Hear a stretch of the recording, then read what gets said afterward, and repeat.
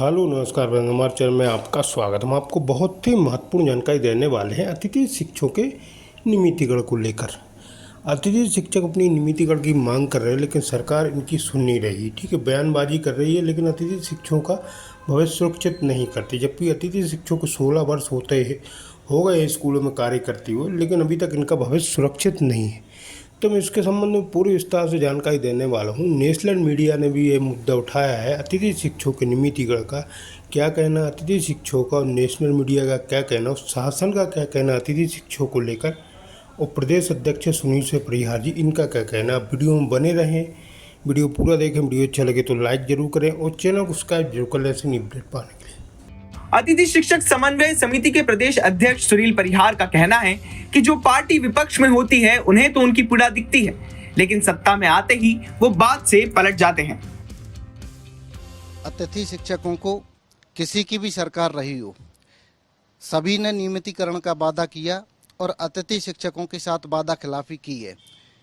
जब कमलनाथ जी की सरकार थी, उन्होंने विधानसभा चुनाव से पहले वचन पत्र में लिया था कि अतिथि शिक्षकों को नियमित करेंगे।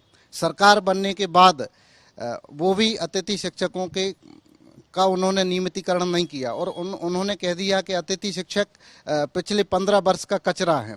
जब बीजेपी की सरकार आई, माननीय मुख्यमंत्री शिवराज सिंह चौहान जी ने भी अतिथि शिक्षक पंचायत आयोजित करके उनसे वादे किए थे। उनको गुरुजियों की भांति विभागीय परीक्षा लेकर नियमित करने का वचन दिया था, लेकिन आज दिनांक तक उसके आदेश नहीं हुए।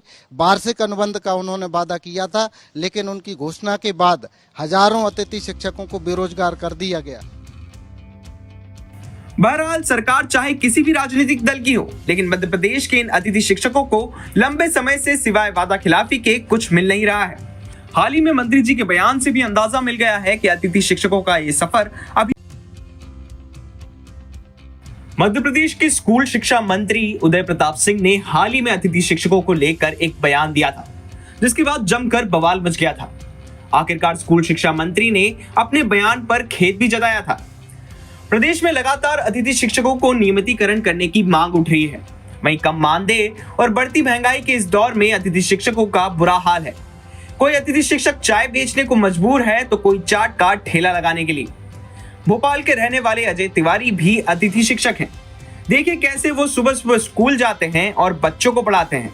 उनका भविष्य उज्जवल हो सके, इसके लिए शिक्षा बहुत जरूरी है, लेकिन अजय का खुद का भविष्य अंधकार में है, क्योंकि अतिथि शिक्षक शाम को एक 2.5 बाय 5 की दुकान में बैठकर चाय बेचते हैं। अजय 6,000 रुपए इस दुकान का किराया भी देते हैं। स्कूल टाइमिंग के बाद यहाँ चाय बेच करके गुजर बसर कर रहे हैं, क्योंकि अतिथि शिक्षकों का जो मानदेय है वो तो बेहद कम है ही, और उसमें इतना गुजर बसर नहीं होता कि पूरा परिवार जो है उसका पालन पोषण किया जा सके। इसलिए शाम को फिर अजय तिवारी यहाँ पर चाय की दुकान लगाते हैं। अजय जी, ये बताइए कब से आप ये दुकान लगा रहे हैं? जी, ये हम 3-4 वर्षों से जो है तो दुकान लगा रहे हैं। 4 वर्ष हो गए लगभग जी। और मैं आपको ये दुकान लगाने की जरूरत पड़ी? मुझे अल्प मानदेय जो है तो मिलता है। मैं अति शिक्षक में काम करता था, तो अति शिक्षक में इतनी कम सैलरी है कि उससे मेरे परिवार का भरण पोषण नहीं हो पा रहा है। इसलिए मैंने ये जो है, जब विद्यालय से फ्री होने के बाद मैं ये मतलब चाय की दुकान करता हूँ। क्या मानदेय आपको मिलता है स्कूल में? हमें 10,000 रुपये मिलता है। इससे पहले 2,500 रुपये मिलते थे। आप वर्ग 3 में हैं? इस समय वर्ग 3 में हूँ जी। और ये दुकान आपकी है या किराए की? नहीं, ये किराए की दुकान है। मैं सुबह 6 बजे से लेके 9 बजे तक दुकान खोलता हूँ। इसके बाद मैं स्कूल चला जाता हूँ और फिर 5 बजे जो है तो मेरी छुट्टी होती है स्कूल को, आए खाना खाए। 5:30 बजे के बाद मैं पुनः दुकान 10:30 बजे तक खोलता हूँ। क्या किराया है इसका किराया 6,000 रुपये मंथली है जी। कुल कितने सदस्य हैं आप? घर में 6 सदस्य हैं। 2 बच्चियां हैं मेरी, जो कि पढ़ाई का खर्च भी उनका नहीं मैं पूरा कर पा रहा हूं, और माता पिता हैं, उनकी दवाई का खर्च पूरे मैं बड़े होने के नाते जो है तो मेरी ही समस्त जवाबदारी है। ऐसा ही हाल अतिथि शिक्षक राम स्वरूप गुर्जर का भी देखने को मिला है। इन तस्वीरों को भी सरकार को देखना चाहिए कि कैसे सुबह सुबह राम स्वरूप स्कूल में छात्रों को राजनीति पढ़ाते हैं, तो वहीं शाम को एक मेडिकल स्टोर पर काम करते हैं। राम स्वरूप भी 2008 से वर्ग 1 में अतिथि शिक्षक हैं और सरकार से लगातार नियमितीकरण के लिए मांग कर रहे हैं। अतिथि शिक्षक सर मैं 2008 से अतिथि शिक्षक में कार्य कर रहा हूँ, कंटिन्यू आज तक हूँ। हाँ 2008 से आज तक हूँ कंटिन्यू। मेरे कम से कम अनुभव कई मेरे पास रखा हुआ है, तो करीबन 2-2.5-3 हज़ार दिन तो मेरे अनुभव के ही है। मतलब ये बताइए, अभी आप किस स्कूल में बतौर अतिथि शिक्षक जाते हैं पढ़ाने के लिए? कहाँ है ये?